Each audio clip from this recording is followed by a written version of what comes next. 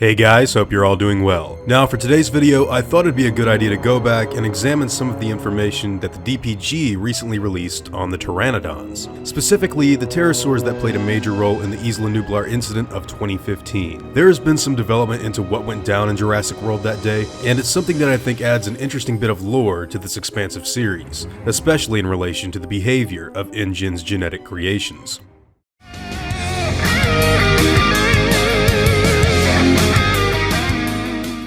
Scientific research around predatory dinosaurs is commonplace in the Jurassic Park universe. We know that many of these animals are intelligent and delicately care for their young, similar to crocodiles. This can be witnessed during the events of the Lost World with the Tyrannosaur family. Unfortunately, it would appear as if there's been a rallying movement against these carnivorous creatures because of what happened in 2015 with the flying reptiles. The uncharacteristically aggressive attitude that these creatures displayed against humans in Jurassic World really sent a few over the edge. However, paleontologists and animal behaviorists agree that these pterosaurs would never display such aggression in the wild. Millions of years ago, they lived along the shorelines of oceans hunting large fish and little dinosaurs, and their lives in Jurassic World were actually far different. It's believed that the reason these creatures attacked the park guests with such ferocity was due to the lack in care for these animals and the proper enclosure they should have been housed in. The aviary that they were left in was definitely not tailored to these animals' needs. The body of water that was accessible to them was far too small for such a large population, and the food that was supplied for them deprived them of the much-needed exercise that is gained from hunting in open spaces. This is what ultimately led to the attack.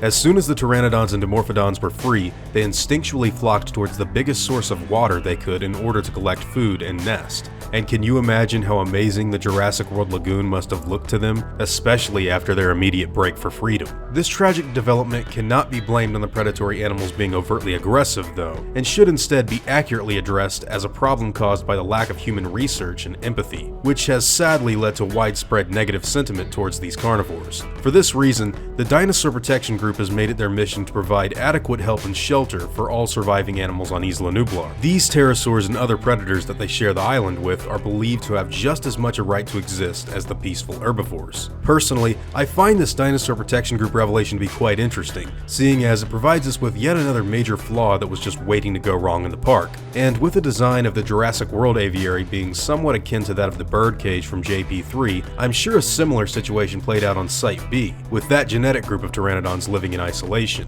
If the lives of the animals that lived within an aviary that was provided constant maintenance was so terrible, I can only imagine how grim that variation of the species must have had it on Sorna. Their enclosure was locked for several years, trapping the animals inside with no evident way out. Fish would more than likely be their primary food source, but even that seems like it would be in short supply, considering the restrictive flow of the river. This could possibly explain why these pteranodons were so aggressive once Alan Grant and the others ventured into their territory. Anyways guys, those are all just my thoughts on this new information. I'm interested to hear what all of you think about this particular article. Are you of the opinion that the pteranodons are just vicious beasts no matter what their living situations are? Or do you think that man played a part in the tragic event of 2015? Let me know your thoughts and feelings in the comments down below. Now before I go, I want to thank my game wardens, as well as all of my InGen executives, like Ryan Moser. I'd also like to thank my park workers and InGen hunters as well. Deinonychus, Peter Lewis, and Chris Kuhn. It means the world to me that you guys enjoy what I do so much, and I seriously do appreciate every ounce of support that you show me. It honestly means the world, guys. Now, I'd like to thank you all for watching this video, and hope that you all enjoyed today's content. If you feel like I deserve it, I'd appreciate the like, and hope that you'll consider subscribing if you're interested